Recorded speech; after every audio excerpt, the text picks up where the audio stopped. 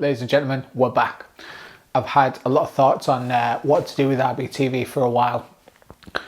I felt like towards the last few episodes, I had a few episodes fall through, and a couple of people that I guess I got to the point where I felt like I was not begging people, but kind of forcing people to be on the podcast, and perhaps approaching people that weren't really interested in being on podcasts at the time, which is fine. I found these people interesting, and not everybody wants to have these discussions on camera, which I get, I understand, makes sense. So yeah,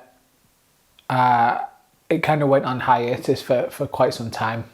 In terms of its raw form, I've done other like vlogs and bits and pieces about MMA, which I'm still going to do, still going to keep up, but I just wasn't sure how to continue the RBTV format and where to take it. The landscape of podcasting changed, and I was starting to get approached by really boring businesses that wanted to use my platform to promote their business because they thought it was interesting. I'm over, especially since lockdown, it was kind of coming anyway. You know, podcasting is a huge format now, but over lockdown, I'm so sick of seeing poorly produced Zoom calls where it's just a couple of guys having a chat about how they've fucking saved up like 3p a week for their entire lives, so now they can build a conservatory, and that's their money move, and just bullshit podcasts basically. They really fucking wound me up, but I guess people are limited in the way that they can portray information, and everybody's trying to use video to sell themselves now, and I get it, I understand it. I do it, obviously. I'm guilty of pulling out niche podcasts. I'm trying to watch every zombie movie ever, and I'm trying to make that into a podcast, and I don't think it's working, so I'll probably can it and just turn that into a blog or a research project for myself or something. But I guess what I'm saying is there's so much shit out there. I've been trying to figure out how initially I could get RBTV to a fresh point and not just, what's the term? Not just provide more bullshit content for people to ignore. Because people are ignoring it. You know, who wants to watch a fucking podcast about an insurance company? Not me. I'm sorry. Like, I couldn't think of anything less interesting to hear people talk about than insurance. And if that's your game, that's fine, crack on. I know you're just trying to make money, but for me, podcasting, and it felt initially when I first had a crack at it, and when it first kind of came out, I guess even 10 years ago to 3 or 4 years ago, it was that beautiful part of the internet where people have cool ideas and can explore new things and are looking for new media. It felt like, I remember when MySpace first came around and it was just moshes and they all loved music and they just found this amazing thing where they could all connect. Or when Twitter first came out, it was full of like filmmakers and photographers, and loads of really cool artists were just using this platform to connect and work on things together. I got a ton of video work from Twitter when it first came out, just by kind of going on there and being like, hi, I'm a creative too, and it was amazing. It felt really, really cool. So that's, to me, what podcasting felt like initially. Now, it's just, you know, I guess everybody's realised what a powerful medium a podcast is. What is a podcast? I guess a lot of them are just putting out videos and calling it a podcast. Traditionally, a podcast is an audio thing, which this is going to go out as audio as well, Spotify, iTunes and all that shit.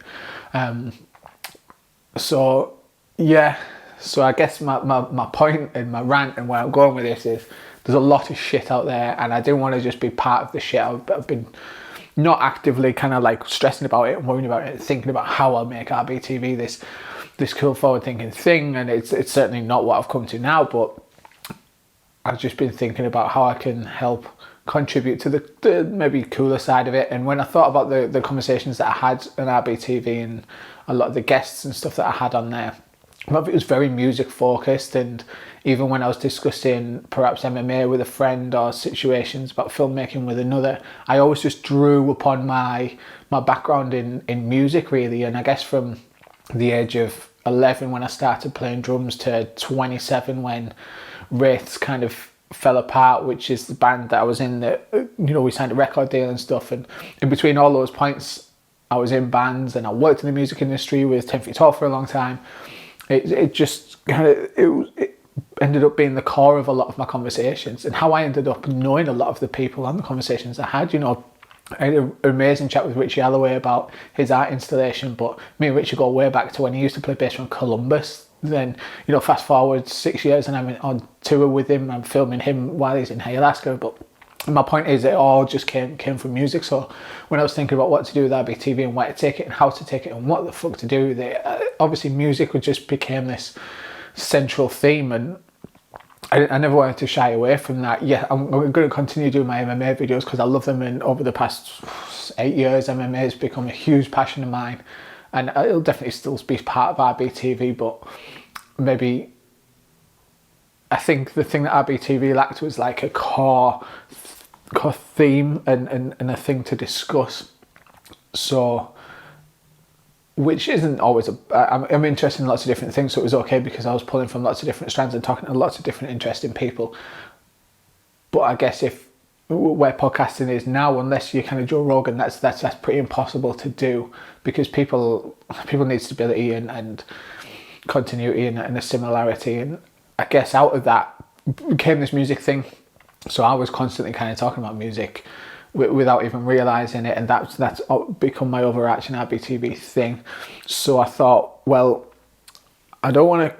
Yes, now is a great time to put out content because we're still in this weird lockdown phase, and people like myself who are fortunate enough to have cameras and equipment can just create content about them talking about whatever it is they're interested in.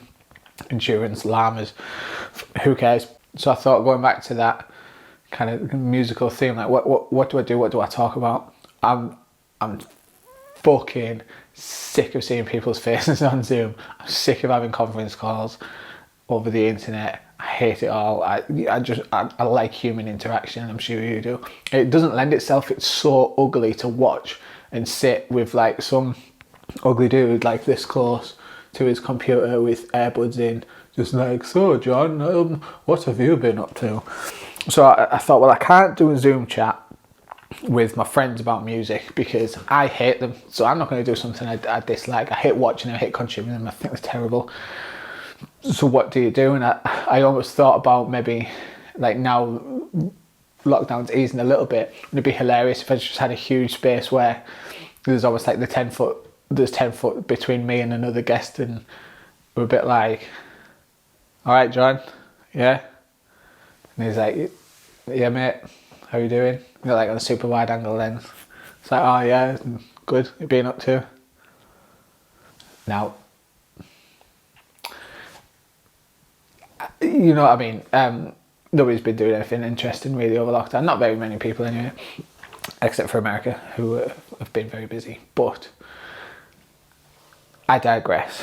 So what I thought was, again, just kind of thinking about music, well, let's lock it in and let's maybe come up with an overarching theme. And I spotted my record collection. So I thought, I've got a very modest record collection. I don't have hundreds of records, but I've got a few.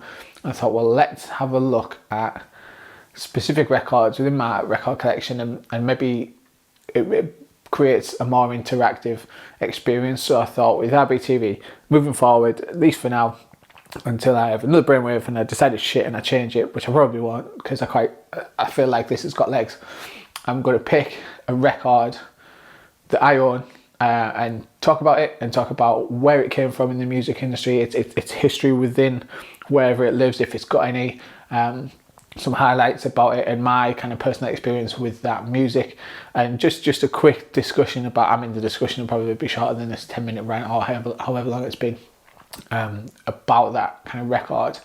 And then also, once you're kind of done listening or watching to this, you can then go away and listen to that record on Spotify or whatever it is. You don't have to go out and buy the vinyl. So I just thought, yeah, it's a more interesting thing, something that I have a little bit of expertise in as well in terms of music. I've not loads, but yeah. So I just thought I'd do this thing. So yeah, that's kind of where I'm at and where I'll probably take this moving forward. I hope you'll join it with me, and I'm happy to, in future guests, if it's whether it's an MMA fighter or a chef or somebody who just makes cakes. You know what I realise that's probably the same thing as a chef, a baker. Anyway, whatever they do, I guess the initial conversation with them could be like, well, bring a record, or let's talk about a CD or some music that's really shifted your views on the world, or whatever it is. It could just be like a banging album that you absolutely adore, and that can be our focal point. It's always our thing that we go back to, but yes, we can talk about their upcoming fight, TV show, whatever they've got going on, but it'd just be nice to anchor the discussion somehow.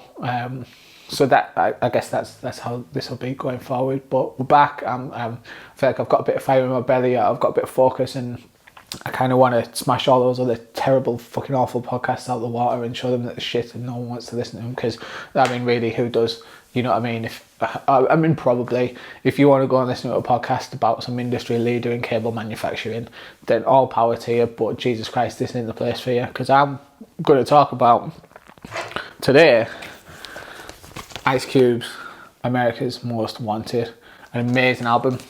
So this is my first RBTV album discussion. Oh, it's called Spin as well, because I like naming stuff, and I thought Spin was a cool name because you spin a record or whatever. So yeah, America's Most Wanted, Ice Cube. It's kind of relevant and poignant about what's going on at the minute. There's it's a racially charged album, but it's a banger. It was Ice Cube's first album after leaving NWA. So he moved to New York and started working with the Lynch Mob, well, set up the Lynch Mob, whatever it is, and also the producers from Public Enemy, which you can hear on the album. Some of the beats and stuff are amazing, unlike the N-word that you love to hate in America's Most Wanted. The tunes are amazing, like the beats that were produced that he raps over are like some of the funkiest shit that came out. It came out in 1990, and it's a seminal 90s rap album, definitely. It doesn't have that Eazy-E kind of diss track that's on his next album at the end of it. I think Eazy-E or NWA responded to this with a diss track because they were pretty upset about how commercially successful it was. When I was doing some research earlier, it turns out that Dr. Dre actually wanted to work on the album, but obviously because of label conflicts and the rest of NWA wouldn't really be happy with him there was a lot of animosity between what was left of NWA and Ice Cube leaving, so he actually wanted to work on the album, which would have been a pretty cool album. I imagine it'd have been amazing, but I'm also glad that he managed to put this out with Chuck D and the rest of the Public Enemy guys, because it's got some super funky stuff on it. And like I say, it's pretty poignant at the minute because it's so racially charged. You know, there's no illusion under why America is spelt with a KKK in it. And it's also still got that kind of Ice Cube like funny vibe in it. There's an entire track. There is an entire track dedicated to him getting an STD on there, or trying to dodge getting an STD, and a baby mama on there who claims he's the father to his son. You Can't Fade Me, I think it's called. Well, yeah, that's what it's called, but I think that's what it's about. So yes, that's what I'm aiming to do with RBTV. Just pick a record, chat shit about it for a couple of minutes, and then see what happens. Like I said, much further down the line, it'd be nice to have guests on and talk about music and stuff like that, but I don't think that'll be happening for the foreseeable. So for now, you've just got little old me and my record collection, and each week I'll probably dive through, pick something that I love with some tracks on it that I really like, and maybe talk about how and why and where it fits within that artist's career, really. So yeah, so to check out America's Most Wanted by Ice Cube. I don't really have much else to say about it except that it's a banger, and it's pretty prevalent about the black man's experience, really, and you know, as that first NWA album does so well, it encapsulates just what they were going through at the time, and to a certain extent what they're still going through now, unfortunately. So there's plenty of animosity towards the police, obviously, with NWA stuff, and Ice Cube carries that over into, well, I think most of his albums, but especially this one. He's young, he's ferocious, he's got some animosity towards NWA, which is clear on the album, and he's got some animosity towards the way he's been treated by the rest of the world as well as Central America. So Central America, you know what I mean, Compton and where he came from. So check it out, have a listen, let me know your thoughts. And also, you know, I mean, I'm limited to my record collection, but if somebody wants me to talk about something in particular, or wants to have a discussion about a particular album, look, I ain't doing it over Zoom. but drop me a line and we'll figure it out once we can get back on wherever site is. Or if you've got a big space and you want to do socially distant podcasts and we'll just like shout at each other from 20 foot across, then we can do that, and we'll have a nice chat about whatever record it is. So if I run out of records, my backup, I guess, for my podcast, if it's just me on my own for the next 20,000 weeks, is to nip around my mum and dad's, because my dad's got hundreds of records. So I'll just pick one out, give it a spin, and take it from there. So for me, listening to America's Most Wanted by Ice Cube, it's an amazing album, and it's also relevant for the time, unfortunately, but it's a banger. It's just got some great beats on it, some thoughtful raps on it, and some not so thoughtful comedic raps on it, which you need sometimes to kind of break up the intensity of some of the words that are coming on. So yeah, have a listen, let me know your thoughts, and we'll take it from there. But we're back in some shape or form. RBTV's here, whatever that means, and my aim is to kick down the door a little bit. I've done like the smallest imitation of Dave Chappelle ever, where he I'm like his TV show obviously got approached by execs and they wanted to ruin it, so he just disappeared, and he came back about 5 years ago doing stand-up comedy again, and nobody knew where he went. It turns out he went to Africa for a bit. I haven't been to Africa. I just took a step back from, I guess, what I thought RBTV was becoming, and I didn't quite like it, and I think I was potentially giving people control and access to it. Some people were trying to get me to do things on the podcast that I was almost convinced about doing, because they're good at talking people around to doing things, and it's just not me. Look at me. I'm tattooed. I like rap music and rock music and death metal. I play drums and and do jiu-jitsu, and I don't want to talk about your shitty business. Basically, I want to talk about cool shit. I want to talk about graffiti art and rap music, and how the best way to play drums and MMA fighting. And even if you've just got a cafe that you're super passionate about, I'll probably talk to you about that. If you're fucking amazing at smashing up avocados, great, come on, let's have a chat about it. But if you wear a suit and tie, I'm probably not interested. See you later.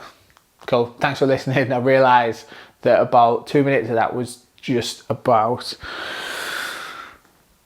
the album itself, and the rest of it was just a big rant about the state of podcast today. But I don't really give a fuck, it's my podcast, I'll do what I want. But thank you, and let me know your opinions and your thoughts. Yes, there's some amazing podcasts that have come out of the commercialization of the podcast format, I guess. I'm currently listening to 1619 by the New York Times, which is a 7-part series about how slavery actually was brought into America and how it happened. It's called 1619 because that was the year that technically black slavery was first introduced into America. So if you can get past the bullshit, there's some amazing stuff out there by some creative people, but sometimes you just got to wade through the shit, and I'm going to try and help you do that. So so that's RBTV. Fuck knows what episode this is, 26, 27, 28. I have no idea. It might have been a year since I've done one. So but here we are. I'm excited. I'm going to talk about some records. Talk to me about some music. I love it. Just send me your suggestions. I'll listen to it. Oh, that's one thing I was going to say. Like, I feel like when I was younger, and maybe it's just part of getting older, but I used to get people like